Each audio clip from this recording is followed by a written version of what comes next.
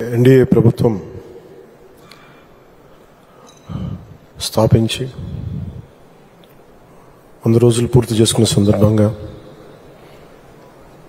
వేదిక పైన ఆసీనులై ఉన్న అనుభవజ్ఞులు, అపరిమితమైన మేధా సంపత్తు, నాయకత్వపు లక్షణాలు పుణికిపుచ్చుకున్న కలిసిన తెలుగుదేశం పార్టీ జాతీయ అధ్యక్షులు,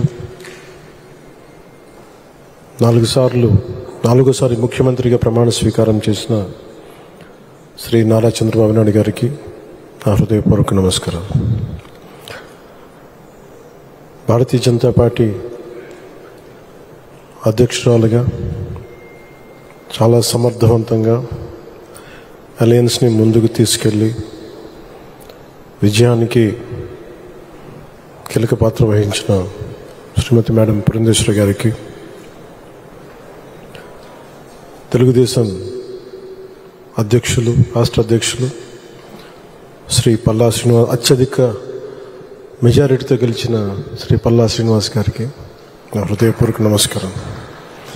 అందరూ చెప్పేవాళ్ళు స్టేట్లో ఎక్కువ మెజారిటీ నీకు వస్తుంటే నేను వినేవాడిని, కానీ నాకు అర్థమైంది అంటే అది ఆ గెలుపు ఆయన వల్ల సాధ్యం. అందుకే మనస్ఫూర్తిగా ఆయనకి నా కంగ్రాచులేషన్స్ చెప్తాను.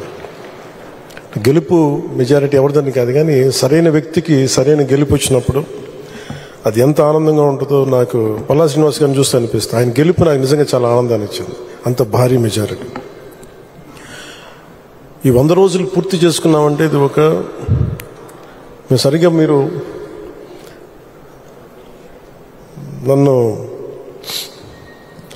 చంద్రబాబు గారిని, గౌరవ ముఖ్యమంత్రి చంద్రబాబు గారిని ఆ రోజున ఆయన ప్రతిపక్ష నాయకులుగా ఉన్నప్పుడు ఆయన్ని ఇబ్బంది పెట్టి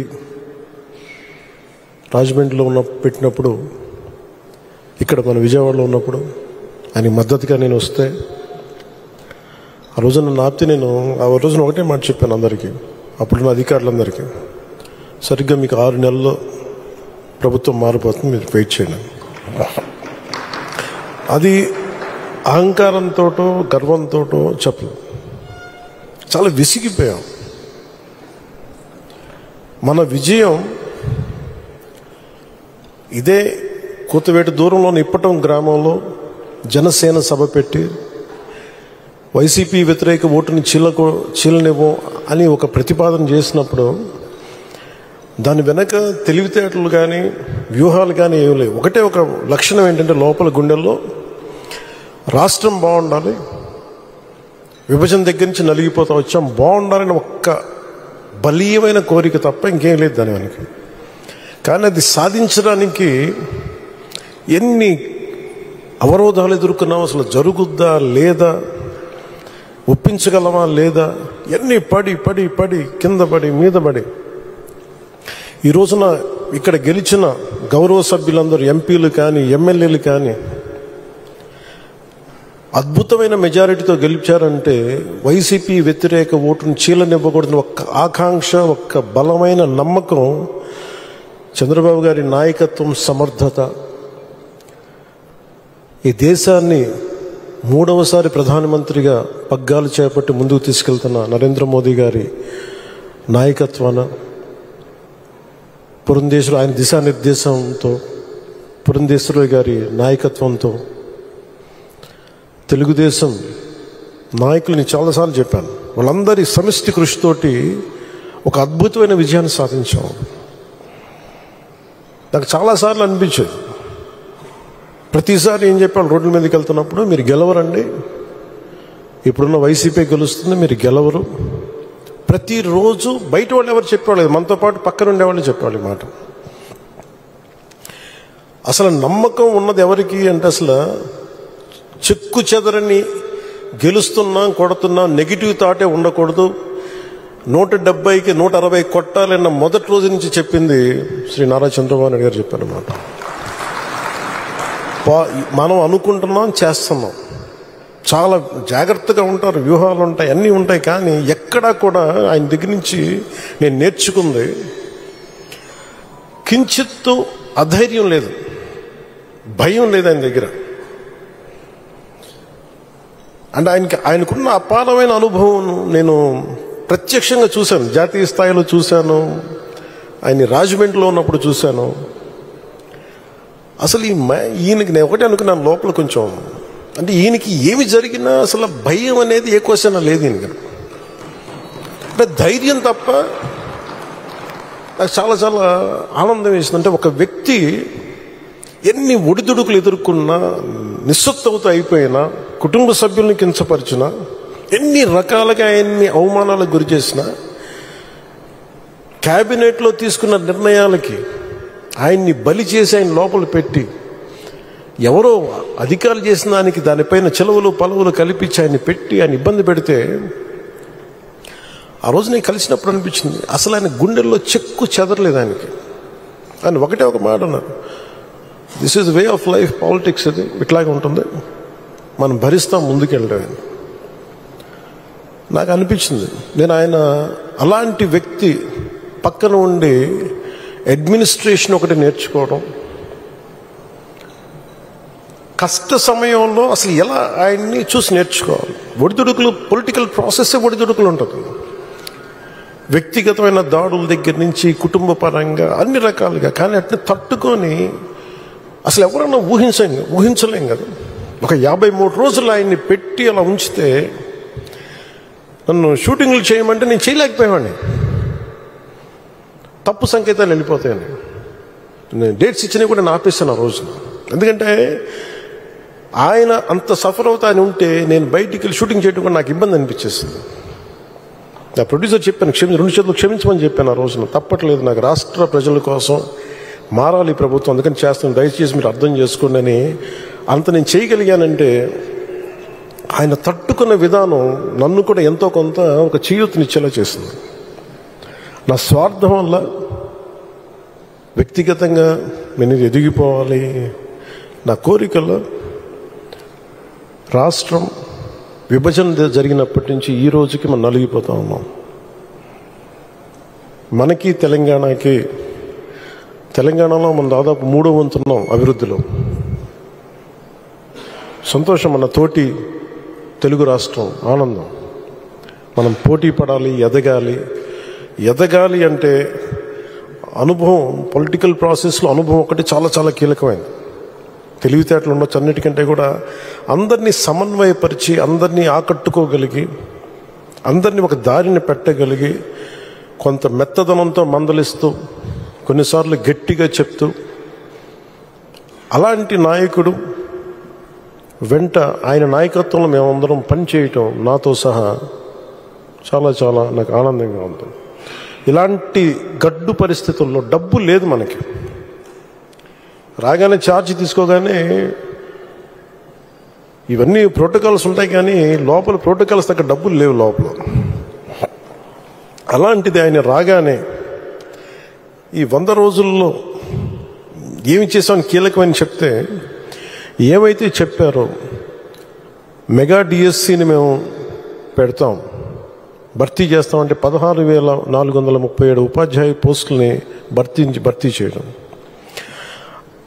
చాలాసార్లు పెన్షన్ గురించి మేము మాట్లాడుకుంటా ఉంటే చాలాసార్లు దీంట్లో నేను పెన్షన్ బాగా ఎక్కువ చేద్దామని అనుకుంటే, ఎలా సార్ పాసిబిలిటీ అంటే, కష్టంగా ఉంటుంది కానీ మనం పెంచాలి. ఆయనకున్న ఆకాంక్ష కూడా ఏంటంటే సంపద కొద్ది మంది దగ్గర ఉండిపోకూడదు, అవి తిరుగుబాట్లు వస్తాయి. ఈ రోజున ఆయన నాయకత్వంలో ఈరోజు పొద్దున క్యాబినెట్ మీటింగ్లో మాట్లాడుకున్నప్పుడు కూడా ఎంటర్ప్రెన్యూర్షిప్కి ఒక 100 కోట్లు మూలధనం ఒక కార్పొరేషన్లో పెడితే, మన చిన్నపాటి పరిశ్రమలకి, ఔత్సాహికులకి, పారిశ్రామికవేత్తలకి అండగా ఉండటానికి ఒక 100 కోట్లు మూలధనం పెడితే దాన్ని 5,000 కోట్ల వరకు తీసుకురావచ్చు. అలాగే 500 కోట్లు పెడితే దాన్ని 20,000 దాకా తీసుకెళ్లొచ్చనే ఈ రోజున ఆయన ప్రతిపాదన చాలా అద్భుతంగా ఉంది. ఇవన్నీ చెయ్యాలి అంటే ఈ రాష్ట్రాన్ని, ఉమ్మడి రాష్ట్రాన్ని దిశానిర్దేశాన్ని మార్చిన వ్యక్తి, మైక్రో మన ఈ విపరీతం బలమైన సంస్కరణలు తీసుకొచ్చిన వ్యక్తి, SEZs ద్వారా కానీ, అభివృద్ధి కానీ, అలాగే మన ఇజ్రాయలీకి సంబంధించి ఈ మైక్రో ఇరిగేషన్ ఇలాంటివన్నీ మొట్టమొదటి తీసుకొచ్చిన వ్యక్తి. చాలా సింపుల్గా ఉంటాయి. ఇంకుడు గుంతలు అంటే అది చూడటం చాలామందికి ఆ టైంలో హాస్యాస్పదం, ఏంటి గుంతలు తవ్వుకోవడం ఏంటని. ఆయన దార్శనికులు, ఆయన హెడ్ చూడగలరు. దానికి చాలామంది మేధావులతో మాట్లాడాలి. అలాంటి మేధావులతో కూర్చొని వాళ్ళని అర్థం చేసుకొని తనతో పాటు సహచరులను ఒప్పించి ఈ రోజున ఒక ఇంకుడు గుంతలు అనేది మనకి మన ఇంటి నిర్మాణంలో ఒక భాగం అయిపోయింది. ఇలాంటి ఎన్ని తీసుకున్నా, చిన్నది పెద్దది ఎన్ని తీసుకున్నా అనునిత్యం నన్ను ఆశ్చర్యపరుస్తూనే ఉంటారు ఆయన. ఎప్పుడు చూసినా నాకు ఒకటి అనిపిస్తే, ఈ నుంచి ఎంత నేర్చుకోగలం మనం, ఎంత ఆయనకి పక్కన ఉండి చేదోడు వాదోడుగా ఉండగలం. నాకు ఇదే తలంపు ఉంటుంది. అలాంటి పెన్షన్లు కూడా ఎలా పెంచగలం అంటే, మనం పెంచుదాం నాకు ఒక అవగాహన ఉందని. అది అడ్మినిస్ట్రేషన్లో కాకలు తేలిపోయి మునిగి తేలిన వ్యక్తికి అర్థమవుతుంది. మంచి మనసు ఉండొచ్చు, చెయ్యాలన్న తపన ఉండొచ్చేమో, కానీ దానికి తగ్గ అవసరమైన ప్రతిభ లేనప్పుడు, అనుభవం లేనప్పుడు, మనుషుల్ని కలుపుకెళ్ళగలిగే సమర్థత లేనప్పుడు అది ఎవరి వల్ల కష్టం అవుతుంది. అలాంటిది ఆయన అద్భుతంగా 4,000 ఇవ్వడం ఒకటైతే, మొదటి నెల ఒక్కొక్కరికి 7,000 చొప్పున ఒకటే రోజున 65.18 లక్షల మందికి, అది కూడా ఇంటింటికి వెళ్ళి 4,408 కోట్ల రూపాయలని పంపిణీ చేపట్టడం, చేతికి డబ్బులు ఇవ్వడం, దేశంలోనే సంక్షేమంలో ఇది ఒక తిరుగులేని చరిత్ర. మనస్ఫూర్తిగా గౌరవ ముఖ్యమంత్రి గారికి నా ధన్యవాదాలు తెలుపుతున్నాను. గత ప్రభుత్వంలో ఉద్యోగులకు జీతాలు వచ్చాయి, నెలకి జీతాలు వచ్చాయి కాదు. వాళ్ళు పీడిఎఫ్ వాళ్ళ ప్రావిడెంట్ ఫండ్ డబ్బులు కూడా తీసేవాళ్ళు. అలాంటిది వాళ్ళకి మొదటి నెలకి 1వ తారీఖున ఉద్యోగాల జీతాలు అందుతున్నాయి. 1674.47 లక్షల కోట్ల ధాన్యాన్ని కొనుగోలు, ఆ బకాయిల్ని చెల్లించి అన్నం పెట్టి అన్నదాతని ఆదుకున్నారు. స్థానిక సంస్థలకి, పంచాయతీ సంస్థలకి అసలు డబ్బులు లేవు. అధికారులు యంత్రాంగాన్ని రివ్యూ మీటింగ్స్లో చేస్తున్నప్పుడు అడిగితే డబ్బులు రావాలి, ఏం చేయాలో తెలియట్లేదు అనే స్థాయి నుంచి ఆయనకి ఒకసారి నేను తెలియజేసుకున్నాను, ఇట్లా డబ్బులు కొంచెం ఒక రోజు సమయం ఇవ్వండి అని చెప్పి స్థానిక సంస్థలకి ఆయన 1,452 కోట్లు ఇచ్చి నిర్జీవం అయిపోతున్న పంచాయతీలకి, నీరసపడిపోతున్న పంచాయతీలకి తిరిగి ప్రాణం పోశారు చంద్రబాబు గారు. 1,452 కోట్ల రూపాయలు ఇచ్చి పేదల కోసం రాష్ట్ర వ్యాప్తంగా ఈ అన్నా క్యాంటీన్లు ప్రారంభించడం, నేను ఎప్పుడు అన్నా క్యాంటీన్లు తెలుసు కానీ చూసేవాడిని, కానీ ప్రత్యక్షంగా వెళ్ళే నాకు ఇది ఉండదు. సో ఈ రోడ్లో వస్తున్నప్పుడు పొద్దున్నే ఒక రోజున ఎయిర్పోర్ట్కి వెళ్తా ఉంటే అన్నా క్యాంటీన్లు ప్రారంభించిన 3వ రోజు 4వ రోజు చాలామంది లారీ డ్రైవర్స్, ఈ మన బేల్దారి పనిచేసే కార్మికులు, డ్రైవర్స్ అందరూ, ఆటో డ్రైవర్స్ అందరూ కూర్చోబెట్టి లైన్లో ఉన్నారు. ఏంటి ఇంతమంది లైన్లో ఉన్నారంటే, ఆ పొద్దున్నే ఆ పలహారం తింటాను. నాకు అనిపించింది గత ప్రభుత్వం ఎలా వదిలేసింది అని చెప్పి. అన్నా క్యాంటీన్ని ఆయన ఎన్టీ రామారావు గారి పేరు మీద ఉన్న అన్నా క్యాంటీన్ ఎలా మూసేయాలనిపించింది. 10 మందికి అన్నం పెట్టేది, అది 10 మంది ఆకలి తీర్చేది, ఎలా తీసేసారు నాకు అర్థం కాదు. అలాంటిది అంతమంది లైన్లో ఉండి నిలబడి చూస్తూ ఉంటే నా కడుపు తరుక్కుపోయింది. నిజంగా తిరిగి అన్నా క్యాంటీన్ని ఆరంభించి కార్మికుల తాలూకా క్షుద్బాధని తీర్చిన చంద్రబాబు గారికి మనస్ఫూర్తిగా ధన్యవాదాలు తెలుపుతున్నాను.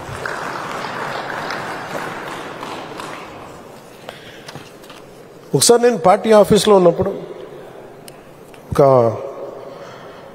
9 నెలల క్రితం కృష్ణా జిల్లా, గుంటూరు, అన్ని జిల్లాల నుంచి లాయర్లు వచ్చారు, హైకోర్టు లాయర్స్ అందరూ వచ్చి, ఈ ల్యాండ్ టైటిలింగ్ యాక్ట్ని మీరు ఇబ్బంది ఉంది, మీకు తెలియట్లేదు, దీని తాలూకు డేంజర్, మీరు ఎందుకు ఎవరో మాట్లాడట్లేదని. మేము మాట్లాడామంటే సరిపోవట్లేదని చెప్పి ఒక సెషన్ పెట్టారు వాళ్ళు పూర్తిగా. మా మంత్రి నాదెండ్ల మనోహర్ గారి ఆధ్వర్యంలో వాళ్ళు చెప్పింది వింటే భయం వేసింది. అందులో మరి ఒకరు చెప్పింది, నా పొలంలో నీ ముఖం ఎందుకు, నా తల్లిదండ్రులు ఇచ్చిన ఆస్తి, నా తాతలు ఇచ్చిన ఆస్తిలో మీ ముఖం ఏంటి, ఇందులో మా తల్లిదండ్రుల స్వార్జితం, వాళ్ళ కష్టార్జితం ఈ ముఖ్యమంత్రి ఫోటో ఏంటి? పొలాల్లో సరిహద్దు రాయిల్లో మీ ముఖాలేంటి? ఇది ఎటు వెళ్ళిపోతుంది, మీరు ఎవరేం చేయరా అని చెప్పి వాళ్ళు నన్ను నిలదీస్తే నేను చెప్పి నేను సాధ్యమైనంత చేస్తాను, తీసేస్తామని చెప్పి. ఆ రోజు అది విశ్వాసమే, నమ్మకమే. కానీ ఈ రోజున అది ఒక సత్యం, ఒక నిజం. చంద్రబాబు గారు రాగానే ల్యాండ్ టైటిలింగ్ యాక్ట్ని రద్దు చేసి ప్రజలకి ఆస్తులకి భద్రత కల్పించినందుకు మనస్ఫూర్తి వారికి నా ధన్యవాదాలు తెలుపుతున్నాను. మీరు ఊహించుకోండి, నేను పిఠాపురంలో భూమి కొంటే దాంట్లో అప్పటి ప్రభుత్వం ఆ ముఖ్యమంత్రి గారి ఫోటో ఉంది. నాకు కూడా తప్పలేదు అది. ఆయన నవ్వుతూ ఆయన ఫోటో ఉంది. అంటే మనం కష్టపడి కొనుక్కుంటే ఆయన ఫోటోలు అసలు ఎప్పుడు లేదు. ఆంధ్రప్రదేశ్ రాజముద్ర ఉండాలి అక్కడ. ప్రభుత్వ ప్రతినిధివి నువ్వు. అలాంటి రాజముద్రని తీసేసి, ఆంధ్రప్రదేశ్ రాజముద్రని తీసేసి వ్యక్తి ఫోటో పెట్టుకున్నా అంటే అది ఎంత ఒక విచిత్రమైన ఆలోచన విధానం అది.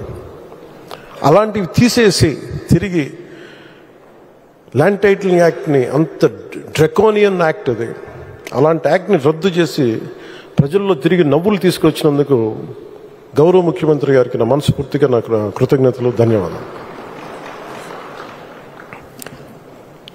ఇన్ని సంవత్సరాలైనా ఆయన ఓపిక నన్ను ఆశ్చర్యపరుస్తుంది. అసలు ఆయన మనసు, మైండ్ నిరంతరం పనిచేస్తూనే ఉంటుంది. ఇందాక మన క్యాబినెట్ మీటింగ్లో కూర్చున్నప్పుడు అసలు ఈయనకి ఓపిక ఎక్కడి నుంచి వస్తుంది అని అర్థం కాదు. విపరీతమైన ఓపిక, కాన్స్టెంట్గా బ్రెయిన్ తిరుగుతూనే ఉంటుంది, సొల్యూషన్స్ ఇస్తూనే ఉంటుంది. అనుభవజ్ఞులైన అధికారులకు కూడా ఆయన దిశానిర్దేశం చేయగలరు. ఈ పాయింట్లో తప్పుంది, మీరు ఇలా చేయండి, ఇలా ఆలోచించండి. అలాంటి దాంతోపాటు శారీరకంగా ఆయన పడే కష్టం ఓ 25 ఏళ్ల యువకుడు కూడా కష్టపడ్డాడు. మనసు మేధస్సుతోటి నలుగుతూ శరీరాన్ని కూడా అంత కష్టపెట్టడం అంటే నాకు అది నిజంగా నాకు మన వరదలు వచ్చినప్పుడు అసలు ఆయన పడ్డ కష్టం. కొంతమంది అనుకోవచ్చు ఆయన దిగాల్సింది ఏముంది అని. ఆయన నడిచి చూపిస్తున్నారు. బాధ్యత గల వ్యక్తి ఎలా ఉంటారో ఆయన చేసి నడిచి చూపించారు. ఆయన అని ఎందుకు చూపించాల్సి వచ్చిందంటే కూడా అధికార యంత్రాంగంలో మందకొడితనం వచ్చేసింది. అంటే పనులు చేయకపోతే, ప్రాక్టీస్ చేయకపోతే ఏమైపోతుంది, మందకొడితనం వచ్చేసింది. ఒకసారి అంకుశం పెట్టి గుచ్చాలి. అలా ఆంధ్రప్రదేశ్ అధికార యంత్రాంగాన్ని గుచ్చడానికి ఆయన దిగారు. ఆయన అసలు ఆయనకు అవసరం లేదు. ఈ ప్రపంచంలో కూడా మీరు చెప్పండి, 9/11 ఇన్సిడెంట్ జరిగితే జార్జ్ బుష్ వచ్చి కూర్చోలేదు అక్కడ న్యూయార్క్లో. రుడి గిలియానీ ఆయన న్యూయార్క్ సిటీ మేయర్ కూర్చున్నాడు అక్కడ. ఆయన అందరూ విమర్శిస్తుంటే నాకు ఒకటే ఆలోచన వచ్చింది. అన్ని స్థానిక సంస్థల్లో వైసీపీ నాయకులే కదా మీరందరూ, మేయర్ కానీ సభ్యులు కానీ అన్ని పాలనా వ్యవస్థలు అన్నింటిలో కూడా it is nothing but YCP. 70% పంచాయతీల్లో వాళ్ళే. అన్ని స్థానిక నగర పంచాయతీల్లో మనకి అన్ని నగరపాలికలు అన్ని సంస్థలు కూడా వాళ్ళే. అసలు విజయవాడలో ఉన్న మేయర్ ఏమైపోయి ఫస్ట్ సిటిజన్ అంటాం, మొదటి ప్రథమ పౌరుడు అంటాం కదా విజయవాడకి. వాళ్ళకి బాధ్యత లేదా? వైసీపీకి బాధ్యత లేదా? ఎంతసేపు ఆయన విమర్శించడమేనా? నాకు అనిపించింది అసలు పంచాయతీలు కానీ స్థానిక సంస్థల్లో ఉండే వైసీపీ సభ్యులు కానీ ఏమైపోయారు? కష్టాలు వచ్చినప్పుడు అందరం కలిసి కట్టుగా ఉండాలి, కానీ తర్వాత కొట్టుకుందాం. ప్రజలు కష్టాలు ఉన్నప్పుడు అప్పుడే మాట పెట్టుకుంటాం. వాళ్ళకి అన్నం పెడతామా, ఆదుకుంటామా, లేదంటే వాళ్ళని కూర్చోబెట్టి తిడతామా పక్కన సహాయపడే వాళ్ళని.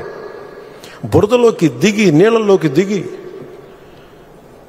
ఆయన ఒకవైపు నడుస్తూ ఉంటే ఆయన అభినందించాల్సింది పోయి ఆయనకి పక్కన మన కూర్చోబెట్టి ఒక మాట అనుకుని ఉంటే చాలు చేసే వ్యక్తిని.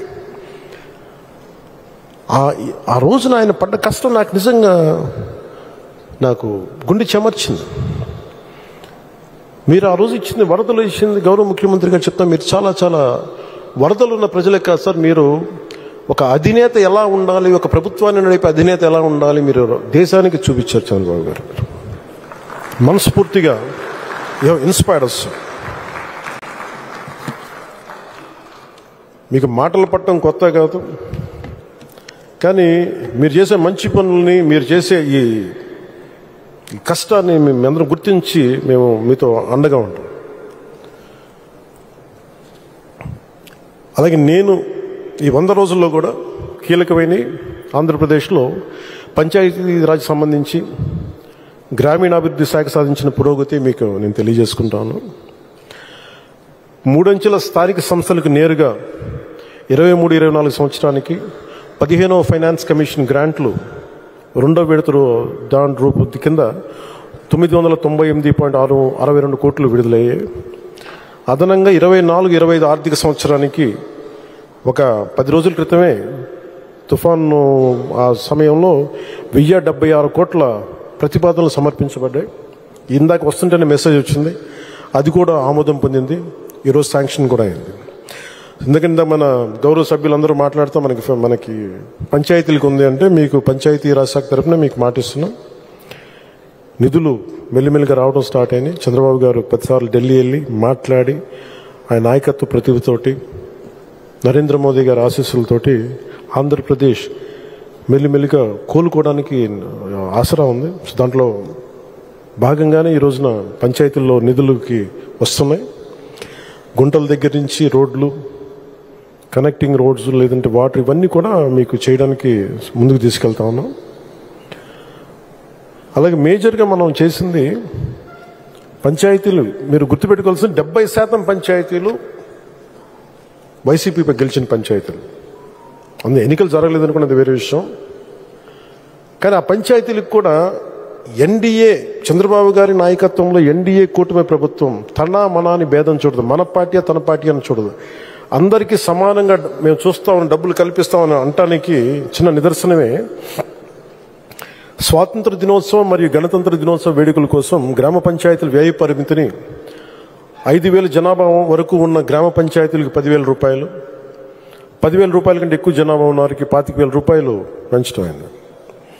అలాగే రాష్ట్ర వ్యాప్తంగా ఉన్న మొత్తం 13,326 గ్రామ పంచాయతీల్లో 23 ఆగస్టు 24న గ్రామ సభలు నిర్వహించి తిరిగి పంచాయతీలకి పునర్జీవనం కల్పించడం. ఈ గ్రామ సభలో సుమారు 1 కోటి మంది పైగా గ్రామస్తులు పాల్గొని ఒకటే రోజు 13,326 గ్రామ సభలు నిర్వహించడం ఆంధ్రప్రదేశ్ పంచాయతీరాజ్ మరియు గ్రామీణాభివృద్ధి శాఖ అది ఒక బలమైన ప్రపంచ రికార్డుని సాధించింది. అంటే ఇది ఏంటంటే రికార్డ్స్ కాదు, కానీ ఇది ఏంటంటే ఒక కష్టసాధ్యమైనది. అన్నిసార్లు 13,326 పంచాయతీలకు నిధులు ఇవ్వని ప్రభుత్వం గత కాలంలో మన నిధులు ఇవ్వడం కాదు, ఒకేసారి అందరినీ ఏకతాటిపైన తీసుకొచ్చి అధికార యంత్రాంగం మొత్తం కదిలింది. చంద్రబాబు గారి నాయకత్వం వాళ్ళందరూ కదిలి ఈ రోజున ఇది సాధించగలిగాం. ఇలాంటి మన గవర్నమెంట్ ఆఫ్ ఇండియా ఈ పంచాయతీరాజ్ శాఖ కూడా ఆంధ్రప్రదేశ్ తాలూకు న్యూస్ని కట్ చేసి అక్టోబర్ 2న గాంధీ గారి జన్మదినం సందర్భంగా అన్ని దేశంలో మొత్తం గ్రామ సభలు మీరు చేయాలని మన ఆంధ్రప్రదేశ్ తాలూకు ఈ 13,326 గ్రామ పంచాయతీలను మనం ఒకటే రోజున ఎలా చేసాం, దీన్ని మీరు తీసుకోండి అన్నట్టుగా వాళ్ళు ఆర్టికల్ మరి పోస్ట్ చేసి మరీ పెట్టారు. ఈ 100 రోజుల్లో మనం సాధించింది చంద్రబాబు గారి నాయకత్వంలో అదొకటి.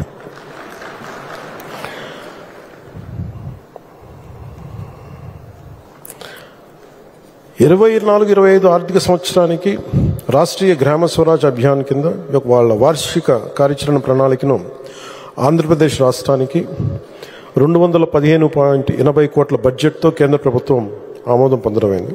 తద్వారా ఆంధ్రప్రదేశ్లో సుమారు 1,00,000కు పైగా స్థానిక సంస్థలకు, ప్రతినిధులకు, ఉద్యోగులకు శిక్షణా కార్యక్రమాలు నిర్వహించడం జరుగుతుంది.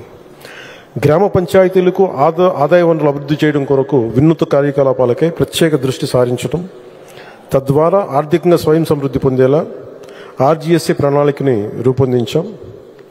రాష్ట్ర ప్రతిపాదన 40 కోట్లను సిఇసి ఆమోదించింది. 500 కంప్యూటర్లు, ఉపకరణాలు కొనుగోలు చేయడం, రాష్ట్ర స్థాయిలో ఒక స్టూడియోని ఏర్పాటు చేయడం, మరి జిల్లా లెర్నింగ్ ఫెసిలిటీని కూడా ఏర్పాటు చేయడం వంటి రాష్ట్ర ప్రతిపాదనలను మన నరేంద్ర మోదీ గారి నాయకత్వంలో కేంద్ర ప్రభుత్వం ఆమోదించింది. అలాగే ఉపాధి హామీ పథకంతో మే 20 తేదీ నుండి పెండింగ్లో ఉన్న కూలీల వేతనాలను గత ప్రభుత్వం ఇవ్వకపోతే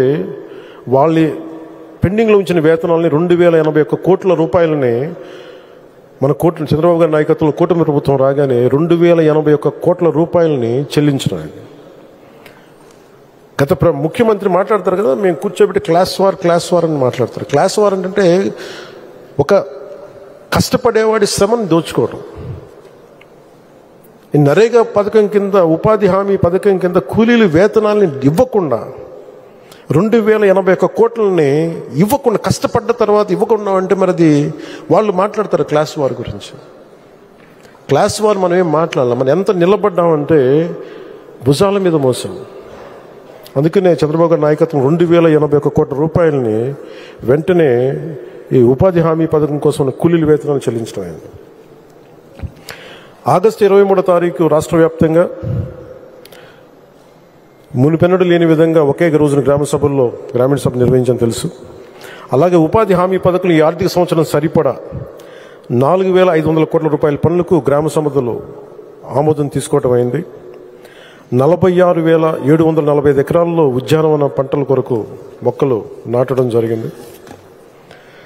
ఈ ఆర్డబ్ల్యూఎస్ కింద హెచ్ఎంఏ మనం సాధించింది. జల్ జీవన్ మిషన్ పథకం ద్వారా 2019 నుంచి 2024 వరకు ఇచ్చిన ట్యాప్ కనెక్షన్లను, అంటే ఎక్కడికి వెళ్ళినా రివ్యూస్లో ఏముంది అంటే పైపులు వేశారు, ట్యాపులు ఉన్నాయి, ఇన్ని వేల కోట్ల పనులు జరిగిపోయినాయి. కానీ వెళ్ళి చూస్తే ఆ కరెక్ట్గా హాఫ్ ఫర్లాంగ్ దూరంలోనేమో వాటర్ ట్యాంక్ ఉంది, ఆ పక్కనే ఉన్న గ్రామానికి నీళ్లు లేవు. పక్కనే సోర్స్ ట్యాంక్ ఉంది, అక్కడి నుంచి నీళ్లు రావట్లా. పైపులన్నీ వేస్తున్నాయి. ఏమని అడిగితే సమాధానం లేదు ఎవరి దగ్గర. అంటే గత ప్రభుత్వం ఏం చేసిందంటే ఈ పనులకి జల్ జీవన్ మిషన్ కింద డబ్బుల్ని విచ్చలవిడిగా ఖర్చు పెట్టేశారు, నీళ్లు రాల. మన అన్నమయ్య పింఛా డ్యామ్ గురించి నేను వెళ్ళి పర్యటనకి తిరిగి వస్తూ ఉంటే ఒక 10 మంది నివసించే ఒక దళిత కాలనీలో ఒక పెద్ద ఆవిడ వచ్చి నా దగ్గరకు వచ్చి ఏడుస్తాను, ఆపింది బండి. ఏమ్మా ఏంటంటే నీళ్ళు లేవయ్యా, కొంచెం నీళ్ళు ఇప్పించాను మాట్లాడుతుంటే నాకు ఏడుపు వచ్చేసింది ఆవిడని చూస్తే. అంటే ఒక నీళ్లు తాగటానికి అంటే ఏంటని చూస్తే మనకున్న ఈ హైట్ కంటే కూడా కొంచెం ఒక 5.5 అడుగులు 6 అడుగులు ఎత్తుంది అంతే.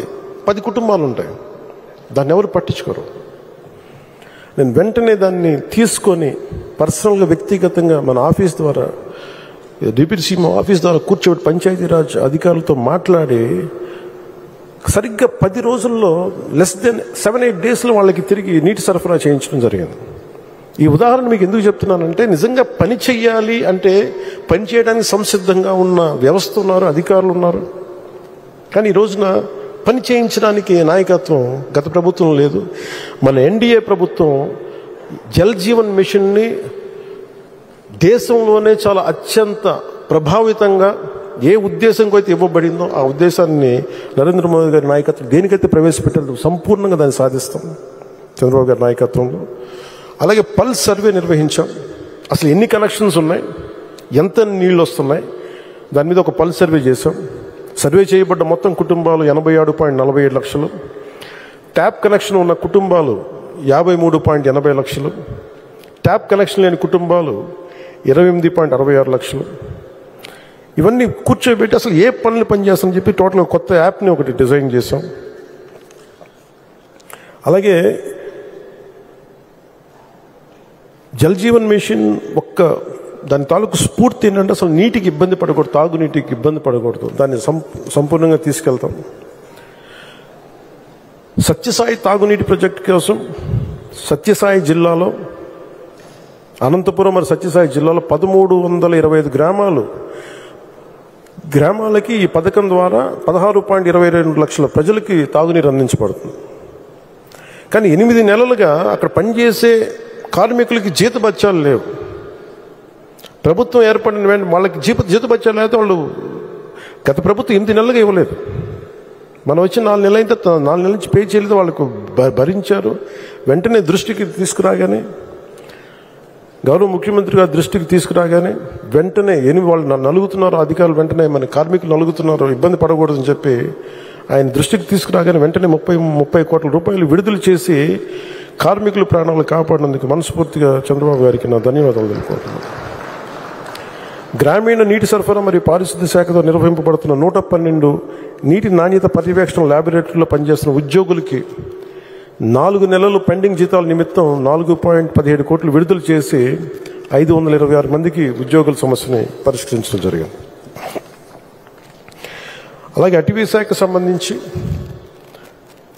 మనకి 28-33% ఉండాలి. అటవీ మనకి పర్సంటేజ్ అంటే చంద్రబాబు గారు ఇచ్చిన మా అందరికీ డైరెక్టివ్ ఏమి ఇచ్చారంటే రివ్యూ మీటింగ్లో ఇది 50% పెరగాలి. ఇది ఆంధ్రప్రదేశ్లో 50% మొత్తం మీకు పచ్చదనమే ఉండాలి అని దాన్ని స్ఫూర్తిగా తీసుకుని 6,000 ఎకరాల్లో దాదాపు 22 లక్షల మొక్కలు నాటడం జరిగింది మన ఈ మధ్యనే. అలాగే రోడ్ సైడ్ గ్రీనరీ ఇంప్రూవ్ చేసే ప్రయత్నంగా ఇప్పటి వరకు 14 కిలోమీటర్ల పొడవున కొన్ని 5,800 మొక్కలు నాటాం. ముఖ్యంగా ఈ కొండల్ని ట్రెంచెస్ని ఆయన కొండల ప్రాంతాలని అటవీ ప్రాంతాన్ని రక్షించడానికి ఆయన మాకు ఇచ్చిన దిశానిర్దేశం ఏంటంటే ట్రెంచెస్ కొట్టమని, దాన్ని బలంగా ముందుకు తీసుకెళ్తాం. అలాగే పెరుగుతున్న వైల్డ్ లైఫ్ సమస్యలు, ముఖ్యంగా elephant and man animal conflicts ఉంటాయి, మీ అందరికీ తెలుసు. మనం చిత్తూరులో చూసాం, అలాగే మనకి విజయనగరం, మన పార్వతీపురం, పాతపట్నంలో చూస్తూ ఉన్నాం. వెంటనే తీసుకెళ్ళి చాలామంది వైల్డ్ యానిమల్స్ కానీ జంతువులు కానీ అటాక్ చేయటం వల్ల, ముఖ్యంగా ఏనుగులు పంటల నష్టం ఇటు అన్నిటి వల్ల వీటిని దృష్టిలో పెట్టుకొని రాగానే కర్ణాటకకు వెళ్ళి 2 రాష్ట్రాల మధ్య అటవీ శాఖతో మాట్లాడి, అక్కడ గౌరవ అటవీ శాఖ మంత్రి గారితో మాట్లాడి 2 రాష్ట్రాల మధ్య నిర్మాణాత్మక సహకారాన్ని పెంపొందించే ప్రయత్నం జరిగింది. అలాగే వాళ్ళు అక్కడ కుంకి ఎలిఫెంట్స్ని తీసుకొచ్చి మన ఎలిఫెంట్స్కి అవసరమైన ట్రైనింగ్ అండ్ నాలెడ్జ్ మావటిలకి ఇచ్చేయడానికి ఒప్పందం కుదుర్చుకోబోతున్నాం. ఆంధ్రప్రదేశ్లో ఇప్పటి వరకు 23 నగర వనాలు ఏర్పాటు చేసుకున్నాం. కొత్తగా 13 నగర వనాలను మంజూరు చేయించుకున్నాం. కొత్త నగర వనాల కోసం 15 కోట్ల 40 లక్షల నగర వనాల అభివృద్ధికి మొట్టమొదటి విడతగా డబ్బులు విడుదల చేయడం జరిగింది. అంతేకాకుండా 32 కమ్యూనిటీ బేస్డ్ ఎకో టూరిజం సెంటర్స్ని ప్రారంభించాం. ఇప్పుడు కొత్తగా మరొక 5 కేంద్రాలను ఏర్పాటు చేసుకున్నాం. ఒక్కొక్క సెంటర్లో 50 మందికి ప్రత్యక్షంగాను, మరో 500 మందికి పరోక్షంగాను ఉపాధి కల్పించడం జరుగుతుంది.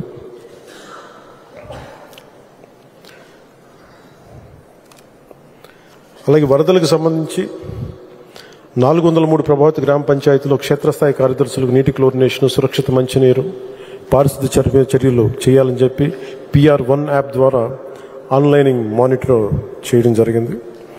ప్రభావితమైన 403 గ్రామ పంచాయతీలు ప్రత్యేక పారిశుద్ధ్య బృందాలను నియమించడం జరిగింది. 2248 స్థానిక పారిశుద్ధ్య కార్మికులు మరియు ఇతర పొరుగు గ్రామ పంచాయతీల నుండి 1278 మంది పారిశుద్ధ్య కార్మికులతో కూడిన ప్రత్యేక పారిశుద్ధ్య బృందాలు ఈ ఫ్లడ్ ఎఫర్ట్స్లో పాల్గొన్నాయి.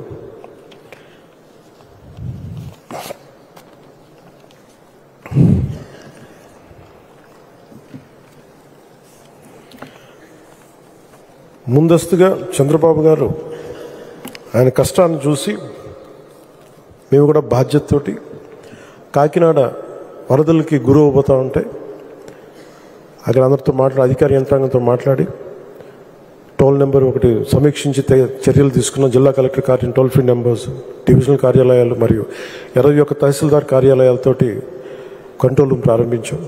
క్షేత్ర పరిస్థితిని ఎప్పటికప్పుడు తెలుసుకునేందుకు మండల స్థాయి ప్రత్యేక అధికారులు నియమించి నిరంతరం పరిశీలిస్తూ వచ్చాం. ఎలాంటి ప్రాణ నష్టం, ఆస్తి నష్టం లేకుండా చాలా ముందు చర్యలు తీసుకోవడం వల్ల చాలా వరకు నష్టం పోయింది. గ్రామాలు ముంపు కూడా గురవలేదు. ఈ నెల 9న గొల్లప్రోలు మండలంలో గ్రామానికి ముంపై గురయ్యే ప్రాంతాలను సందర్శించి సంబంధిత శాఖలకు అవసరమైన సూచనలు జారీ చేశాం. అలాగే ఎంపీలు, ఎమ్మెల్యేలు మరియు ఇతర ప్రజాప్రతినిధులు కూడా ముంపుని గురైన ప్రాంతాలను సందర్శించి ప్రజలకు ధైర్యం నింపారు. 24 గంటలు సిబ్బంది ఉండేలాగా హాస్పిటల్స్లో 75 వైద్య శిబిరాలు నిర్వహించాం. RO ప్లాంట్ల నుండి ట్యాంకర్స్, వాటర్ ప్యాకెట్స్, వాటర్ క్యాన్స్తో అన్ని పునరావాస కేంద్రాల్లో తాగునీటిని సరఫరా చేయడం జరిగింది. భారీ వర్షాల వల్ల కిర్లంపూడి, పిఠాపురం, గొల్లప్రోలు మండలాల్లోని పలు నివాస కాలనీల్లో విద్యుత్ అంతరాయాలను యుద్ధ ప్రాతిపదికన పునరుద్ధరించాం. ఈ వరదల వల్ల వర్షాల వల్ల 11 డిస్ట్రిబ్యూషన్ ట్రాన్స్ఫార్మర్స్ విఫలమయ్యాయి. అన్ని ట్రాన్స్ఫార్మర్స్ని పునరుద్ధరించడం జరిగింది. ప్రజల భద్రత కోసం ఏలేరు రిజర్వాయర్ నీటి ప్రవాహాన్ని క్రమబద్ధీకరించాం. ఏలేరు జలాశయం పూర్తి సామర్థ్యం 24.11 TMCs అయితే ఇన్ఫ్లోస్ 46,000 క్యూసెక్కుల స్థాయికి పెరగడంతో జలాశయం నుండి నీటిని ఆయకట్ట పద్ధతిలో విడుదల చేయడం ద్వారా చాలా జాగ్రత్తగా దీన్ని నిర్వహించి తక్కువ నష్టం జరిగేలా చూసుకున్నాం.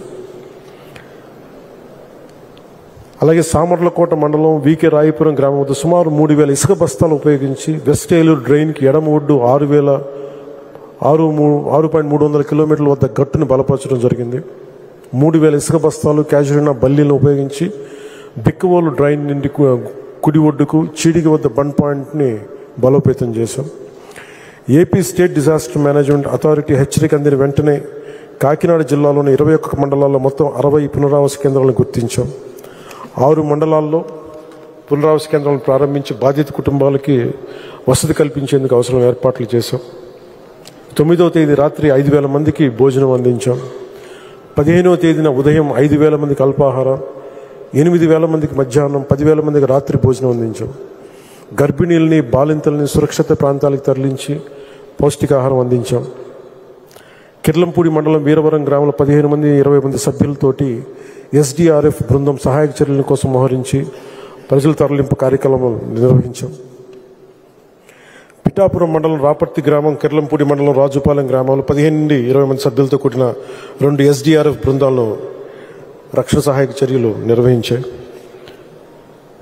మొత్తం 120 మంది ఆర్మీ సభ్యుల సహాయ చర్యల కోసం కాకినాడ జిల్లాకు వచ్చి కాకినాడలోని APSPలో బస్ చేసి పెద్దాపురం మండలం మార్లో గ్రామంతో పాటు ఇతర నివాస ప్రాంతాలకి సహాయాలు అందించారు. పౌర సరఫరాల శాఖ ద్వారా నిత్యావసరాలు వస్తువులు కిట్లు సంసిద్ధం చేశాం. 5,000 నిత్యావసర వస్తువులను కిట్లు సిద్ధంగా ఉంచబడ్డం, పంపిణీ చేశాం. ప్రతి కిట్లో 5 కేజీలు బియ్యం, కేజీ కందిపప్పు, కేజీ పంచదార, లీటర్ పామాలివ్ ఆయిల్, కేజీ ఉల్లిపాయలు, బంగాళదుంపలు కేజీ, ఇవన్నీ ఇవ్వడం జరిగింది. ఇలాంటి కష్ట సమయంలో కూడా చంద్రబాబు గారు కష్టపడడం చూసి మా వంతు కృషిగా నేను కూడా 6 కోట్ల రూపాయలని 2 రాష్ట్రాలకి ఇవ్వడం జరిగింది. అంటే మాట్లాడితే ₹1 కోటి అనౌన్స్ చేసి ఈ రోజుకి ₹1 కోటి ఎక్కడుందో తెలియదు. మనం మాటలు చెప్పలేదు, నిలబడ్డాం. అలాగే మేము ఒక క్యాంపెయిన్ స్టార్ట్ చేసాం. ఈ వరదల ఈ సమయంలో దాతలందరూ ముందుకు రండి, సీఎం రిలీఫ్ ఫండ్కి ఇమ్మంటే చిన్నపిల్లల స్కూల్ విద్యార్థుల దగ్గర నుంచి ఒక రోజు కూలి పని చేసుకునే ఒక కూలి ₹600 సంపాదించే ఒక కూలీ సోదరుడు వరకు పెద్ద పెద్ద వ్యాపారవేత్తలు, పారిశ్రామికవేత్తలు అందరూ కూడా ముందొచ్చి ఈ రోజున ఆంధ్రప్రదేశ్కి అండగా ఉన్నందుకు ప్రతి ఒక్కరికి చంద్రబాబు గారి మన సీఎం రిలీఫ్ ఫండ్కి అందరూ చాలా భారీగా విరాళాలు ఇచ్చినందుకు మీ అందరికీ నా హృదయపూర్వక ధన్యవాదాలు, దాతలందరికీ నా హృదయపూర్వక ధన్యవాదాలు తెలుపుకుంటా ఉన్నాను. నాకు ఈ అవకాశాన్ని ఇచ్చిన చంద్రబాబు గారి నాయకత్వం కింద పనిచేసే ఈ అరుదైన అవకాశం కొన్ని కోట్లాది మంది ప్రజలకి భవిష్యత్తు తీర్చిదిద్దేలా ఆయన ఎప్పుడు ఒక దశాబ్దం ముందు ఉంటుంది, తక్కువలో తక్కువ. అలాంటిది ఆయన 2047కి ఆంధ్రప్రదేశ్ ఎలా ఉండాలి, నెంబర్ 1 రాష్ట్రంగా ఉండాలి, తెలుగు ప్రజలు గర్వించే రాష్ట్రంగా ఉండాలి, అటు తెలంగాణ కూడా బాగుండాలి, ఆంధ్రప్రదేశ్ విభజన దగ్గర నుంచి వచ్చిన నష్టాన్ని తిరిగి కోలుకొని నెంబర్ 1 రాష్ట్రంగా ఎదగాలి. ఆయన ఆకాంక్షలు, ఆయన ఆశయాలతోటి మేమందరం ఆయన కలిసి ఉంటాం, ఆయన వెంబడే పనిచేస్తాం. ముఖ్యంగా ప్రధానమంత్రి శ్రీ నరేంద్ర మోదీ గారికి ఈ కూటమిని ముందుండి ఇంత అద్భుతమైన విజయం సాధించిన తర్వాత ఆంధ్రప్రదేశ్ ప్రజలకి అండగా ఉన్నందుకు ప్రత్యేకించి నరేంద్ర మోదీ గారికి నా ప్రత్యేక ధన్యవాదాలు వారి చేతులెత్తి నేను నమస్కరిస్తున్నాను.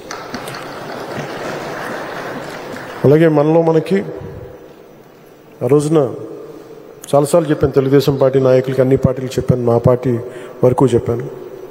మన ఎవరు వేరు కాదు, విభిన్నమైన పార్టీల నుంచి ఉండొచ్చు, కానీ మనందరిది ఒకటే ఆశయం, రాష్ట్రం చాలా అద్భుతంగా ఉండాలి, చంద్రబాబు గారి నాయకత్వంలో బలమైన అభివృద్ధి సాధించాలి.